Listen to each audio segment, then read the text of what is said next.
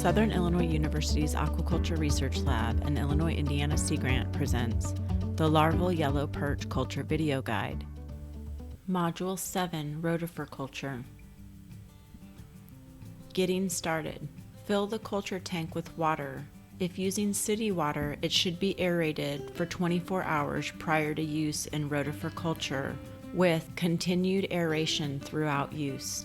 Add salt to obtain 10 to 20 part per thousand seawater and use a stick heater to maintain optimum temperature of 22 to 28 degrees Celsius. Live rotifers should be acclimated before adding to prepared culture water. Care for the culture. Rotifers must be attended to daily. Care includes monitoring food availability and water quality. Rotifers, like your larval fish, require regular feeding.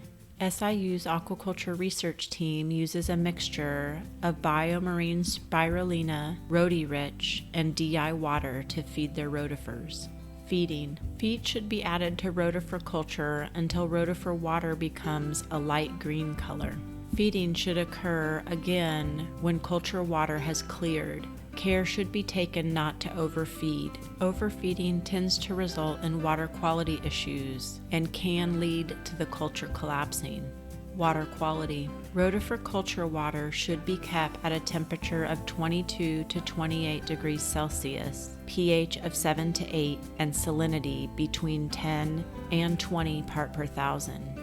Water quality should be maintained within these parameters. 10 to 25% water exchange should be performed every other day or more if decreased water quality conditions are observed. Cleaning.